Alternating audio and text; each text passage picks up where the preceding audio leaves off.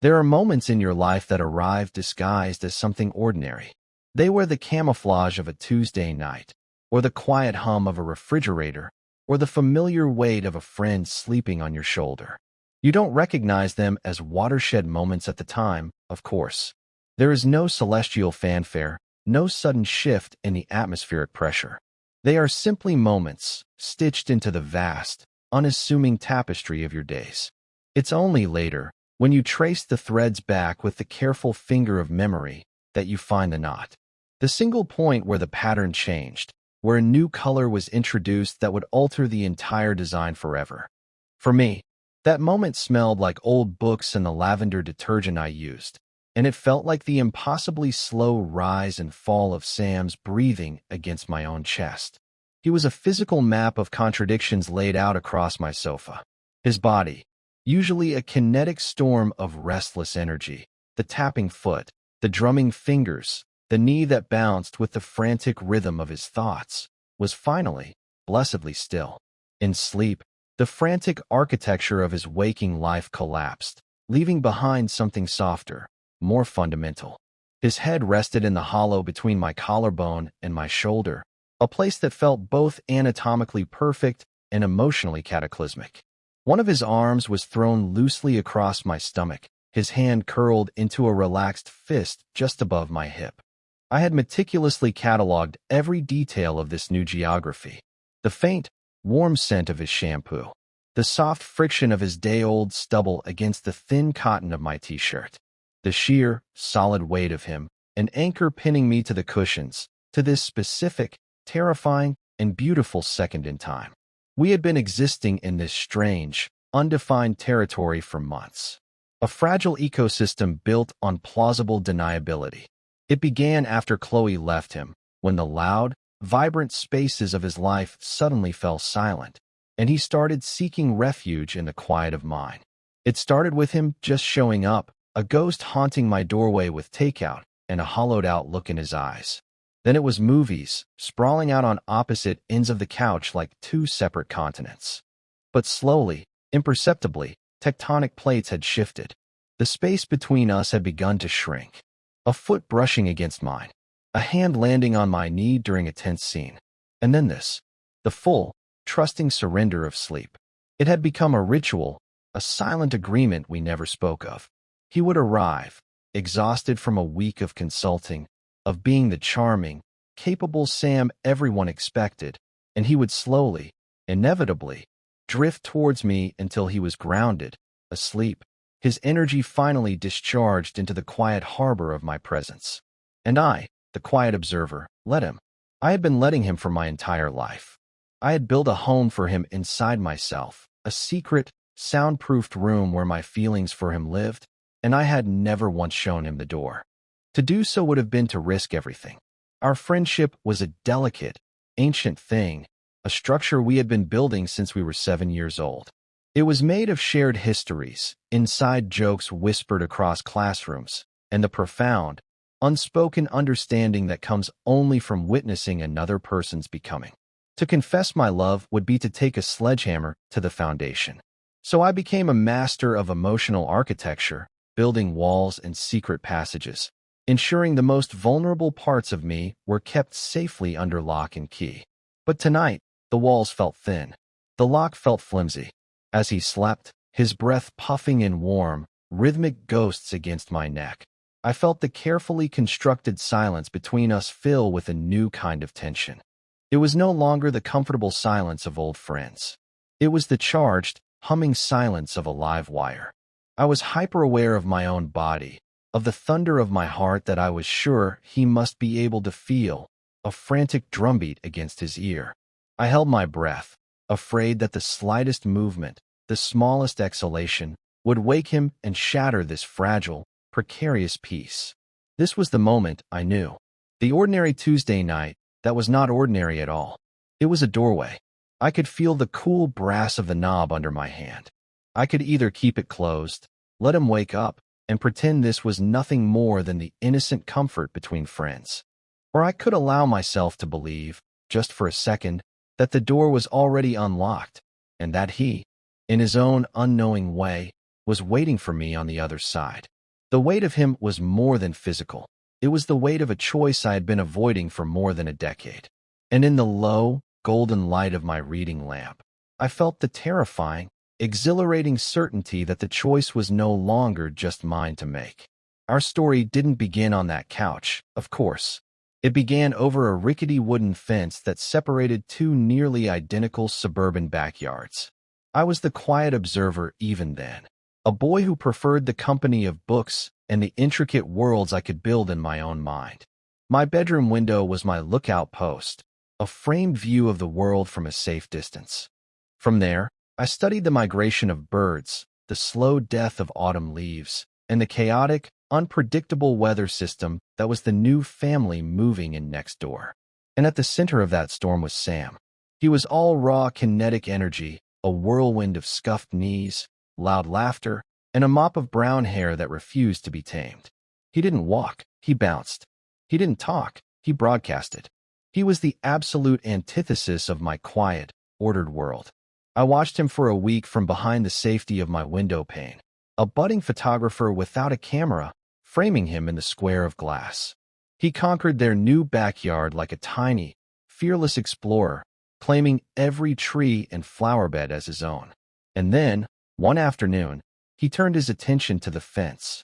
He scaled it with a clumsy, determined grace that I found inexplicably fascinating. He perched on the top rail, a king surveying his newly expanded territory, and his eyes landed on my window. He saw me. I should have ducked, hidden myself away as I usually did, retreating back into the shadows of my room. But I was frozen, caught in the high beams of his grin. He waved, a wide, enthusiastic gesture that nearly sent him toppling into my mother's azaleas.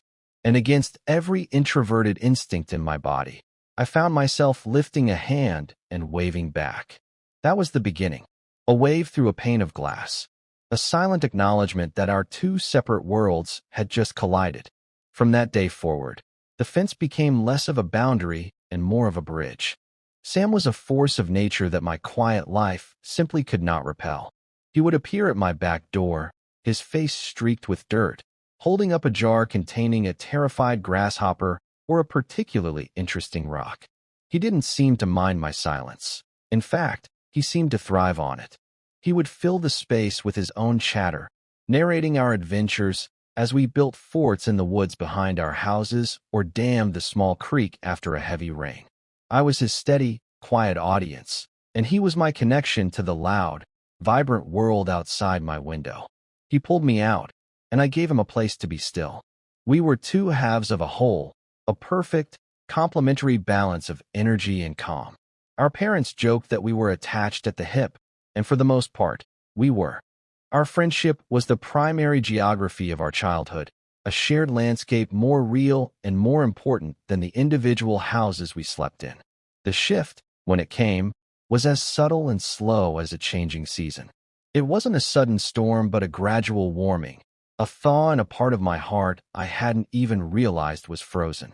We were 15, sprawled on the floor of his bedroom, surrounded by the debris of half-finished homework and empty soda cans. He was trying to explain the appeal of some new, ridiculously loud band he'd discovered, gesticulating wildly, his face illuminated by the shifting colors of a lava lamp. And as I watched him, something clicked into place. It was like looking through the viewfinder of my camera and finally, after hours of trying, getting the focus just right. The background noise of our friendship, the laughter, the arguments, the shared secrets, faded away, and all I could see was him. The earnest light in his eyes, the way a single strand of hair fell across his forehead, the unabashed joy he took in the simplest things. It wasn't just friendship I was feeling. It was something deeper, something warmer, something terrifying. I said nothing, of course. That moment of clarity was immediately followed by a wave of pure, cold panic. I took that beautiful, fragile feeling and I did what I did with all my most precious things. I hid it. I built a darkroom in my soul, a place where the feeling could exist, undeveloped, safe in the darkness, where the harsh light of reality could never expose it and burn it away. To tell him would be to risk the very foundation of my world. Sam was my best friend, my other half, the one constant in the tumultuous landscape of adolescence. Losing him was an unthinkable, apocalyptic possibility. And so, I became a curator of my own secret museum, carefully preserving the evidence of my love and silence. I learned to live a double life, to be the friend he needed on the surface while my internal world was a gallery dedicated entirely to him. It was a painful art to master. I watched him fall in love for the first time with a girl from his chemistry class, and I learned to smile and offer the right advice, all while feeling like a crucial part of me was being carved out with a dull knife. I listened to him talk about her, about the dizzying thrill of a first kiss, and I felt like a spy, an imposter in my own life. My camera became my only confidant. Through its lens, I could stare at him. I could capture the fleeting expressions he made, the unguarded moments of joy or contemplation, and it was acceptable. I was just Leo, the quiet, artsy friend who was always taking pictures. No one knew that each photograph was a love letter I could never send, a frame around a feeling I could never voice. I had hundreds of them, stored on a hard drive he would never see, a silent, chronological testament to a love that lived and breathed only in the shadows. Our friendship continued, strong and steady on the surface, a beautiful, sprawling oak tree. But beneath the soil, my own roots were growing twisted and knotted around a secret I was terrified would one day poison the whole thing. This carefully maintained equilibrium, this painful but stable state of being, lasted for years. Through high school, through our decision to attend the same university in the city, through the revolving door of his relationships, and my determined solitude, I had perfected the role of the steadfast, platonic rock in the chaotic sea of his life. He was a consultant now, a job that suited his personality perfectly. He was charming, quick-witted, and thrived on solving other people's problems, flying from city to city, living out of a suitcase, and collecting stories. I, on the other hand, had burrowed deeper into my own quiet world. I was a freelance photographer, making a modest living by capturing the soul of the city's architecture, finding beauty in the silent, stoic lines of buildings that had stood for centuries. Our lives were different, but our friendship remained the anchor point for us both. My small, light-filled apartment was his unofficial home base, the one place he could land between trips and unpack not just his luggage, but the accumulated exhaustion of his travels. The catalyst for the great shift, the tremor that would eventually bring all my carefully constructed walls tumbling down, was named Chloe. She was, by all accounts, perfect for him. Smart, funny, ambitious, and she possessed a calm energy that seemed to soothe his restlessness. They were together for 3 years, and for 3 years, I played my part. I was the supportive best friend, the one they invited for dinner parties, the one who helped Sam pick out an anniversary gift. I learned to genuinely like Chloe, which was its own special kind of torture. It's easier to resent an enemy than it is to graciously cede the person you love to someone you admire. I watched them build a life together, and I told myself I was happy for him. And in a strange, fractured way, I was. His happiness was, and always had been, a priority for me, even when it came at the cost of my own. I relegated myself to the role of a permanent, beloved fixture in their life, the honorary uncle to their future dog, the built-in holiday guest. I had accepted my place in the architecture of their world. And then, it all fell apart. The breakup was not a clean, surgical cut, but a messy, brutal tearing. It happened over the course of a single, devastating week. I received the news in a series of fragmented, increasingly desperate text messages from Sam, who was on a business trip in Chicago. Chloe and I had a fight. A bad one. Followed hours later by, she's not answering my calls. And then the final, gut-wrenching blow. It's over. She's moving out. When he finally returned to the city, he didn't go to his apartment. He came straight to mine. He appeared at my door looking like a shipwreck, his suit rumpled, his eyes red-rimmed and vacant. He was holding his briefcase in one hand and a carry-on in the other, the sum total of his life for the past week. He didn't say anything. He just looked at me, and the confident, charismatic man I knew was gone, replaced by the lost 7-year-old boy who had once gotten stranded at the top of a tree he'd climbed too high. I stepped aside and let him in. He dropped his bags by the door with a thud that echoed the collapse of his world. He walked into my living room and sank onto the couch, burying his face in his hands. And for the first time in our adult lives, Sam cried. Not quiet, dignified tears, but ragged, wrenching sobs that shook his entire body. I sat down next to him, not touching him, not speaking. I just sat there and held the space for his grief, my quiet presence a container for his overwhelming pain. This was a new territory for us. I was used to his triumphs, his excitements, his minor frustrations.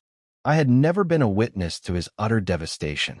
In that moment, he wasn't looking for advice or a distraction.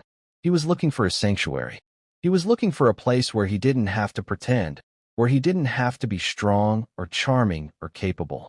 He just needed a place to fall apart. And my quiet, unassuming apartment, the place that had always been his safe harbor, became just that. The shift had begun. The unknowing initiator, stripped of his own compass, had started navigating by my light, and I knew, with a terrifying certainty, that he was about to lead us both into uncharted waters. In the weeks that followed, my apartment became his sanctuary. He would spend his days sorting through the wreckage of his shared life with Chloe, the logistics of dividing furniture, the painful task of packing her belongings into boxes, the endless, sterile phone calls with lawyers and landlords. His own apartment, he said, felt like a museum of a failed civilization, every object imbued with a ghost memory. So at the end of each grueling day, he would come to my place. He wouldn't call first. He would just appear, his key turning in my lock, a habit from our university days that had never faded. He'd arrive with the weight of the world on his shoulders, his usual vibrant energy dimmed to a low, exhausted flicker. Our evenings fell into a new, unspoken rhythm. We wouldn't talk much about the breakup unless he brought it up. My role wasn't to be a therapist, it was to be a presence.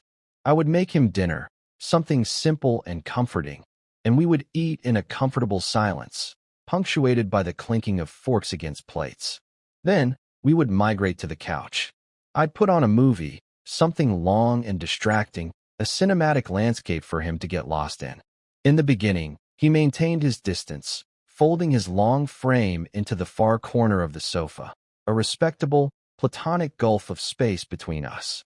He would stare at the screen, but I knew he wasn't really watching. His mind was elsewhere, sifting through the rubble of his past.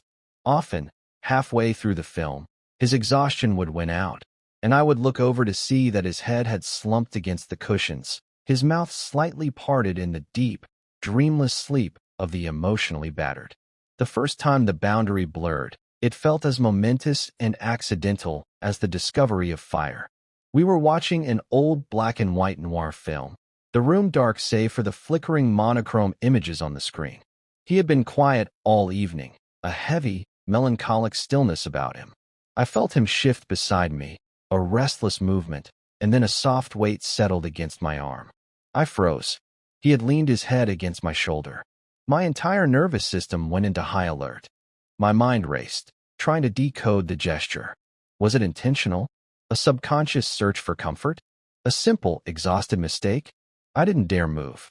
I sat there, rigid as a statue, my arm tingling where he touched me, every nerve ending firing at once.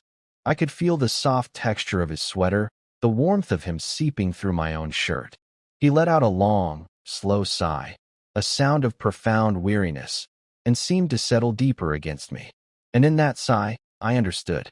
This wasn't a romantic overture. It was a plea. It was the action of a man so tired of holding himself together that he had finally allowed himself to lean on the one structure he knew would not collapse. That single, tentative point of contact became the foundation for our new ritual. The next time we watched a movie, he settled closer to me from the start. A few nights after that, he didn't just lean his head on my shoulder. He stretched out on the couch, laying his head in my lap. I remember that night with a crystalline, painful clarity. I sat there for 2 hours with the weight of his head on my thighs, my fingers resting awkwardly on the cushion beside his hair. I wanted so desperately to touch him, to run my fingers through his hair, to offer the comfort he was so clearly seeking. But I couldn't. The line between platonic and romantic was a razor's edge, and I was terrified of crossing it. I was the keeper of the unspoken rules, the guardian of our friendship's fragile sanctity. So I remained perfectly still, my hand a mere inch from his hair, a study in agonizing restraint. I was a landscape for him to rest in, and a landscape does not move. As the weeks bled into months, the ritual became more established, more profound. It was our new normal. His travel schedule for work picked up again, but his trips now felt different. They were bracketed by his time in my apartment. He would leave from my place in the morning, and he would return directly to my door when he flew back in. My home was no longer just a safe harbor. It had become his home. And the physical intimacy, once a shocking new development, became a given. There was no longer any pretense of separate continents on the couch. He would come in, drop his bags, and fold himself against me as if it were the most natural thing in the world. He'd rest his head on my chest, his ear positioned directly over my heart. He never mentioned it. He never acknowledged the profound shift in our dynamic. He acted as if we had always been this way, as if this level of physical closeness was just an extension of our long friendship. And because he never gave it a name, I couldn't either. To speak of it would be to force him to see what he was doing, and I was terrified that if he saw it, he would stop. I lived for those moments, and I was destroyed by them. It was a sweet, exquisite torture.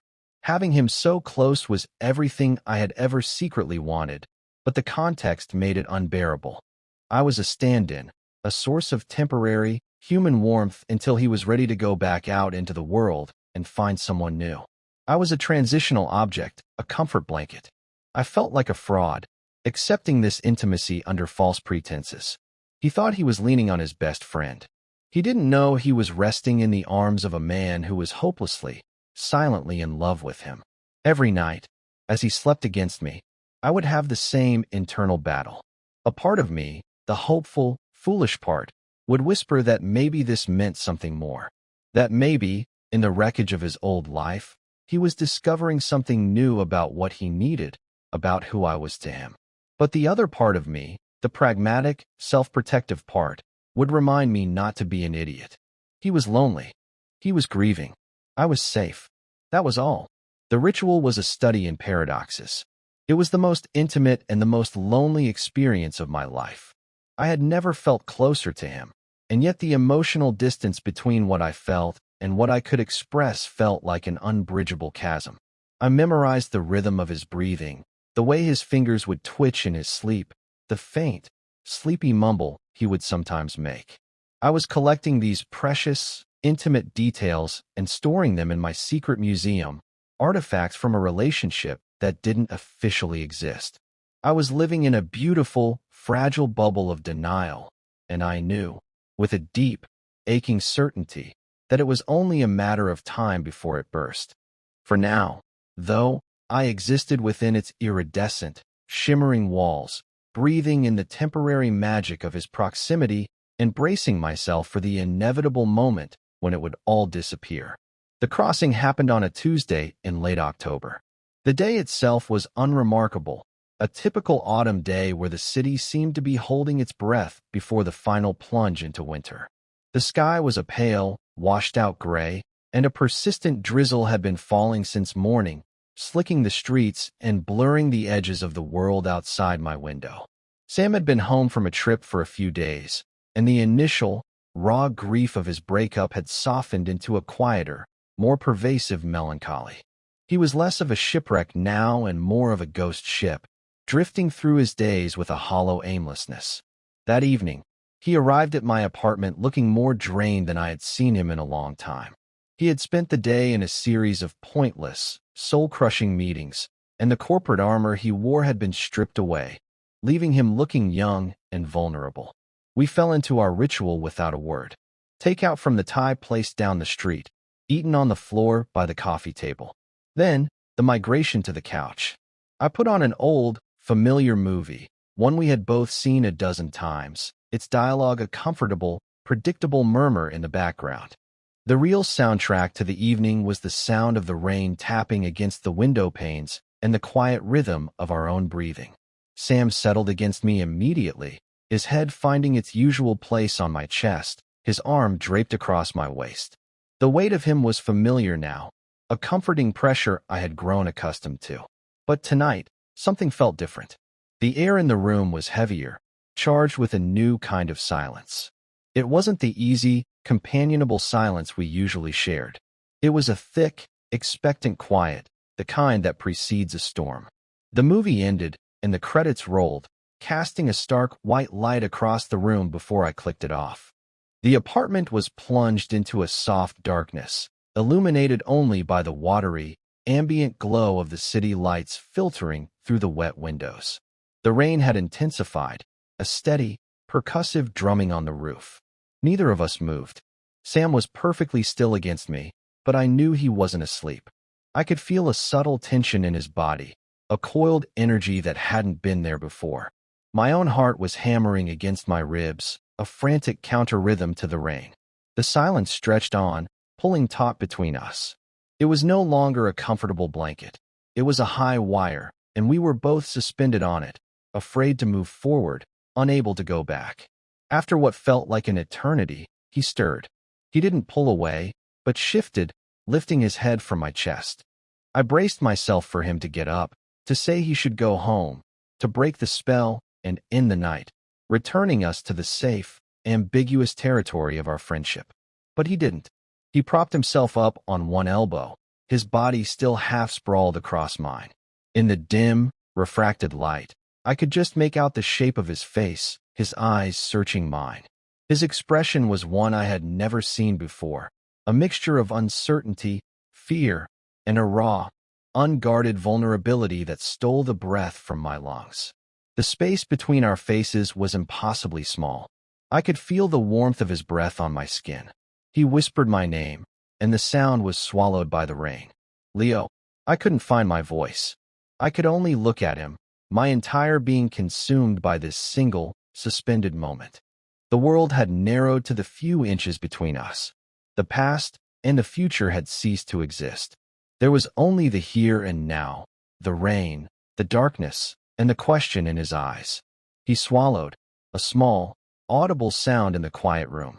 And then he asked the question that would change everything. His voice was barely a whisper, a fragile, tentative thing. Would it be okay? He didn't have to finish the sentence. I knew. Every cell in my body knew what he was asking. It wasn't a question about a kiss. It was a question about permission, about crossing a line we had both silently guarded for years. It was a question about whether our friendship was strong enough to withstand the weight of this new, terrifying truth.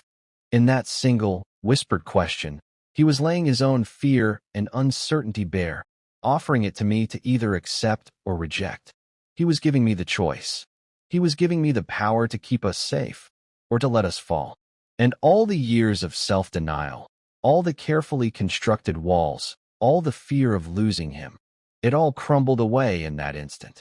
All that was left was the simple, undeniable truth of my own heart.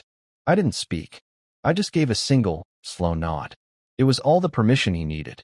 He leaned in, closing the final distance between us. The kiss was not passionate or demanding. It was tentative, soft, and breathtakingly gentle. It was a question in itself, a shy exploration. It was the taste of rain and salt and a decade of unspoken yearning. It was just a brief, chaste pressure of his lips against mine, but it felt like a seismic event, a fundamental reordering of my universe. When he pulled back, his forehead came to rest against mine. We stayed like that for a long moment, breathing the same air, our eyes closed. The only sound the drumming of the rain and the frantic, synchronized beating of our two hearts.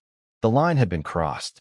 The bubble had burst, and I had no idea what would be left in its wake. The aftermath began with a profound and terrifying silence. I woke the next morning to an empty apartment. The sun was streaming through the windows, the world scrubbed clean and bright after the night's rain, but the light felt harsh, accusatory. Sam was gone. The indentation of his head was still on the pillow on the other side of my bed, because after the kiss, after a long, silent moment of just holding each other on the couch, I had quietly led him to my bedroom, and we had slept, just slept, curled around each other like parentheses. But now his side of the bed was cold. The only evidence he had been there at all was a hastily scribbled note on my bedside table. Had to run. Talk later. The words were clumsy, generic, a sterile bandage on the beautiful, raw wound of the night before. Talk later turned into a day of silence. Then, too, my phone, which had for months been a constant stream of his presence, was now inert, a dark, silent rectangle on my counter. My every text went unanswered. My calls went straight to voicemail. The silence that had once been our sanctuary was now a form of torture, a vast, empty space filled with my own anxieties and fears. I replayed the kiss over and over in my mind, dissecting it from every angle, searching for some clue I might have missed. Had I misread everything? Was it just a moment of grief-fueled confusion on his part, a mistake he now deeply regretted? The thought was a cold, physical ache in my chest. I felt like a fool, a naive idiot who had mistaken a moment of desperate loneliness for a genuine confession. The hope that had bloomed so tentatively in my chest had withered, leaving behind a bitter, metallic taste of humiliation. The apartment itself felt hostile. Every surface seemed to hold a memory of him. The couch where our ritual had unfolded, the kitchen where I'd made him countless meals, the bed that still held the ghost of his scent. The space that had been our shared haven now felt like a crime scene, and I was both the victim and the only suspect. I had allowed myself to believe in a fantasy, and now I was paying the price. The quiet observer had finally stepped into the frame, and in doing so, had seemingly ruined the entire composition. The pain of my unrequited love before was a dull, chronic ache I had learned to live with. This new pain was acute, sharp, and unbearable. It was the pain of having something you never thought you could have, only to have it snatched away, leaving you with the agonizing knowledge of exactly what you were missing. After a week of this agonizing radio silence, I couldn't take it anymore. The not knowing was eating me alive. I had to face it, whatever it was. I had to hear it from him, even if it was the rejection I so deeply feared. Pride and self-preservation screamed at me to let it go, to retreat back into my shell and lick my wounds in private. But the memory of that kiss, of the raw vulnerability in his eyes, wouldn't let me. That had felt real. I owed it to that moment, to that brief, earth-shattering connection, to see it through. So, on a crisp Friday evening, I walked the 10 blocks to his apartment, my stomach a tight, churning knot of dread. I used my own key, another relic of our long history, and let myself in. The apartment was dark and smelled stale, like recycled air and neglect. It was a mess. Takeout containers littered the coffee table, clothes were strewn over chairs. It was the habitat of a man who was unraveling. I found him in the living room, sitting on the floor with his back against the sofa, staring at a blank television screen. He was just a silhouette in the fading light from the window. He didn't seem surprised to see me. He just looked tired, defeated. I didn't yell. I didn't accuse. My anger and hurt had burned away, leaving only a deep, weary sadness. I sat on the floor across from him, creating a small island of neutral space between us. "Sam," I said, my voice quieter than I intended. "You can't just disappear. You can't do what you did and then just vanish." It's not fair. He didn't look at me. He just continued to stare at the blank screen. "I know," he whispered. His voice was rough and used. "So talk to me," I pleaded, the frustration finally cracking through my composure. "Tell me I imagined it. Tell me it was a mistake. Tell me you were drunk or grieving or temporarily insane. Just tell me something. Anything." This silence, it's killing me, a long, heavy moment passed. I watched as his shoulders began to shake. A single, choked sob escaped him, a sound of such profound misery that it cut right through me. And then he finally broke. He buried his face in his hands, and the words came tumbling out, fragmented and raw, a confession torn from the deepest, most terrified part of him. "I'm so sorry, Leo," he choked out between sobs. "I'm so scared. I don't know what I'm doing." He looked up at me then, his eyes filled with a desperate, panicked confusion. That night, It wasn't a mistake. I wanted to kiss you. I think. I think I've wanted to for a long time. I just didn't let myself see it. When Chloe left, everything fell apart, and you were the only thing that made sense. Being with you, in your apartment, it was the only time I felt safe. The only time I felt home. He took a shuddering breath, trying to regain control. And then I kissed you, and for a second, it was perfect. It felt more right than anything has ever felt. But then I woke up the next morning, and I panicked. All I could think was, what have I done? I've ruined it. I've taken the one good, pure thing in my life, our friendship, and I've destroyed it. Because what if this is just me being a mess? What if I'm just latching onto you because I'm lonely? It's not fair to you. And I couldn't face you. I couldn't face telling you that I'm this broken, confused disaster who doesn't even know his own heart. He looked at me, his face a mask of shame and self-loathing. I ran away because I was afraid of hurting you more. And I ended up doing exactly that. I'm a coward, Leo, listening to him. All my own hurt and anger evaporated, replaced by a wave of overwhelming empathy. He hadn't been rejecting me. He had been trying to protect me and our friendship from his own confusion. He was just as terrified as I had been for all those years. He was staring at the same precipice I had been living on the edge of, and it had sent him reeling. I moved across the space between us and knelt in front of him. I gently took his hands, pulling them away from his face. His fingers were cold, trembling. "Sam, look at me," I said softly, waiting until his tear-filled eyes met mine. "You think you're the only one who's scared? I've been in love with you for more than 10 years. I have been terrified of ruining our friendship every single day for a decade. So you don't get to claim a monopoly on fear here." A small, wet laugh escaped him. "We're both idiots," I continued, a faint smile touching my own lips. "We're both terrified. But you didn't ruin anything. You just opened a door. And maybe we don't know what's on the other side. But I don't want to close it again. Not now. I would rather walk through it with you, even if we're a mess, than go back to pretending it was never there." His hands tightened around mine.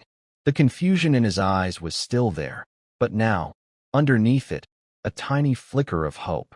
"Really?" he whispered. "Really?" I confirmed. "We can be scared together." That conversation on the floor of his dark, messy apartment was the true beginning. The kiss was the catalyst, but the confession was the foundation. It was the first time we had ever laid our vulnerabilities completely bare, without pretense or protection. We talked for hours that night, the words that had been locked away for years finally pouring out. We talked about our fears, about the confusing intersection of friendship and love, about the daunting task of redefining a relationship that had been a constant for most of our lives. It was messy and uncertain, and there were no easy answers. But for the first time, we were navigating the confusion together. We agreed to take it slowly, to give ourselves the grace to be clumsy and unsure. We were learning a new language, and we knew we would make mistakes. The first step was to bring him back to the light. I helped him clean his apartment, letting the sun back into the dusty rooms, a physical manifestation of the emotional house cleaning we were undertaking. But he still spent most of his time at my place. It had become our space, the neutral ground where this new version of us was being born. The ritual of the couch returned, but it was transformed. There was no longer any ambiguity, no more plausible deniability. When he rested his head on my chest now, my arm would come around him instinctively, holding him securely. I would run my fingers through his hair, an act I had dreamed of for years, and he would lean into my touch with a soft sigh of contentment. The touch was no longer just about comfort. It was about connection. It was a quiet, constant affirmation of the new truth between us. The silence returned, too, but it was a different kind of silence. It wasn't filled with unspoken tension or secret yearning. It was a peaceful, foundational silence, the kind shared by two people who are so comfortable in each other's presence that words are unnecessary. It was the quiet of home. There were still moments of fear, of course. Habits of a lifetime are not easily broken. I would sometimes catch a flicker of panic in his eyes, the old fear of ruining things resurfacing. And I had my own moments of disbelief, moments where I would wake up in the middle of the night with him sleeping beside me, and be struck by a wave of terror that it was all a dream. But in those moments, one of us would reach for the other, a hand finding a hand in the dark, and the fear would recede. We were anchoring each other. A few months later, on a lazy Sunday morning, I was in the kitchen making coffee, and Sam was sitting at my small dining table, sketching in a notebook. The morning light streamed in, catching the dust motes dancing in the air. He was humming softly to himself, a picture of domestic peace. I brought him a mug of coffee, and as I set it down, he looked up at me, his eyes clear and calm. He reached out and took my hand, his thumb tracing patterns over my knuckles. "I gave notice on my apartment," he said, his voice casual, but his eyes were holding mine intently. My heart gave a little lurch. "Oh, yeah," he said with a small, shy smile. Seemed silly to be paying rent on a place I never sleep. He squeezed my hand. If you'd be okay with that." I looked at him, at this man I had loved in silence for so long, now offering to build a life with me, right here, in the quiet sanctuary we had created. I thought of all the years I had spent watching him from a distance, like a photographer trying to capture a subject he could never touch. And now, he was here, not as a subject, but as a partner, ready to build a new composition with me. The feeling that filled me was not a grand, cinematic passion. It was something quieter, deeper, and infinitely more profound. It was peace. "I'd be okay with that," I said, my voice thick with an emotion I couldn't name. I leaned down and kissed him, a slow, easy kiss that tasted like coffee and a future I had never allowed myself to imagine. The door that had stood between us for so long was not just open. We had taken it off its hinges. We were home. We began to heal in the beautiful, honest silence we had learned to create together. Some relationships, I've come to realize, are not built like houses, with careful blueprints and deliberate construction. They are discovered, like developing a photograph in a darkroom. They exist all along, a latent image hidden in the shadows of friendship and fear. All you can do is be patient, trust the process, and wait for the right chemistry to bring the image to light. What emerged for us from the darkness was not a flawless, perfect picture. It was something better. It was real, filled with all the beautiful imperfections of our shared history, and it was, finally, ours.